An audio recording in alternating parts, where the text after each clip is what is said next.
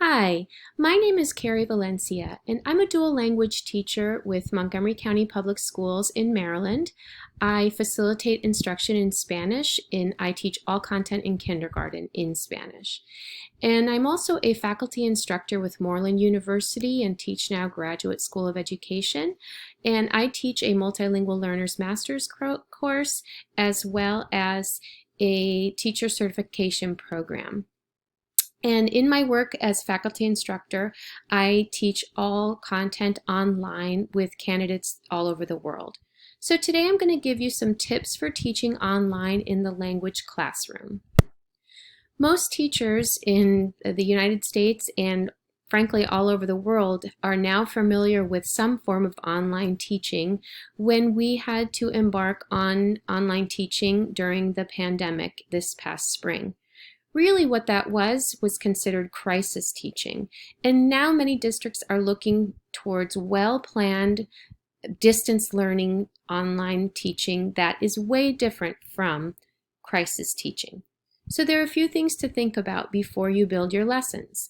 And they're very similar to what you would do in a brick and mortar setting. Before you do your lessons, you want to think about how you're going to build community with your students. You want to think about meeting students where they are.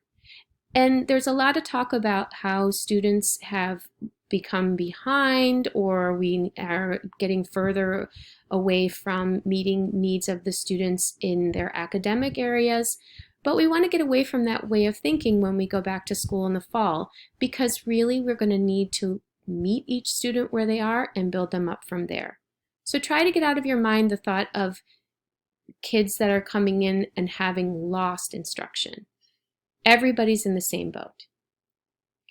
And before your lessons, you want to think about creating connections through creative use of technology. And we're going to talk about some ways to do that. But basically, a good rule of thumb is to pick one or two go-to formats and stick with them and build them up from there. And then definitely build the space in your teaching for emotional wellness and for social emotional development. That is going to be critical when we go back to school in the fall. When you're planning for online teaching, it is a really good idea to create a digital presentation. A digital presentation allows you to follow a sequence of your lesson and not get sidetracked throughout.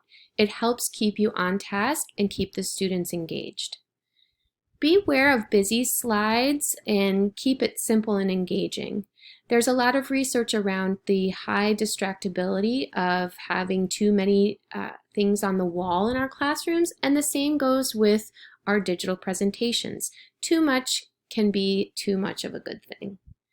And for us language teachers, we don't have to rely on translating. We can stick to the target language and keep it comprehensible. In the beginning of the year and in the beginning of lessons, it's really important to create and establish online rules and routines with your class. And so with your digital presentation, the first slide should be a welcome slide, and then from the second slide should be your online classroom rules. This is an example of the slides that we had in our dual language classroom, which we taught as a co-teaching unit for the English and Spanish teacher. English is in blue and Spanish is in orange. The next part of your digital presentation should include your content objectives and your language objectives. It's really important to establish your routines in online classrooms, and digital presentations will help establish and maintain that structure. And so you want to start each lesson with objectives and always separate your content objectives from your language objectives. Remember that your content objectives will tell the students what they will be learning about. Your language objectives explicitly tell students how they will access the content through one of the 4+1 language domains, which are reading, writing, listening, speaking, or making metalinguistic connections or translanguaging. It is critically important that you separate your content and language objectives. And as Dr. Medina says, if we write a content objective without a language objective, it is like asking kids to find a target in the dark. The kids need to know what they're going to be learning through the content objective, and they need to know how they're going to be learning it through the language objective. After going through your objectives, then you can begin your lessons with a warm-up activity every day, just as you would in a brick and mortar setting. Your warm-up activities can be your morning meeting questions and games. They can be songs, dance, and movement, and definitely encourage movement in your online classes. You can still use total physical response or TPR in your classes.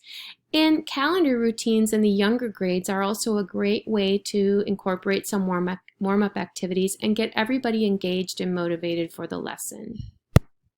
After your warm-up activity, then teach a mini lesson. Tie it back to the content objective and tell students which language domain they will be working on. In this instance, we are using our speaking language domain to answer questions about a text. And include text that can be woven into the content. Stories will be hugely important in distance learning. They help students relate to content in the real world, and we're going to need to be using lots of different types of text that could be found digitally or even in a story time, you holding the book kind of format. Definitely include stories in your online teaching. Digital tools allow us to really connect with our students in many different ways.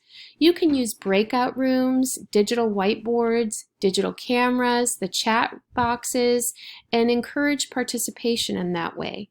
Spend time teaching these features at the beginning of the year and build them into your routines and practices so that students can build confidence and proficiency in these areas. Even the young students can learn how to use these tools.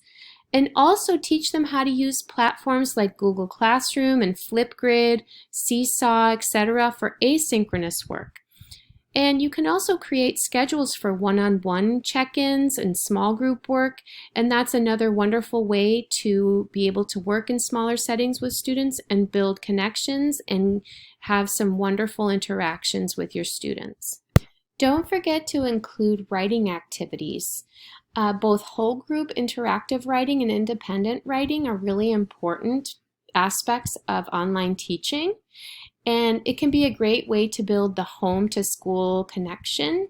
You can ask students to come to class prepared with materials that they need, like their tablet and marker, pencil, paper, etc.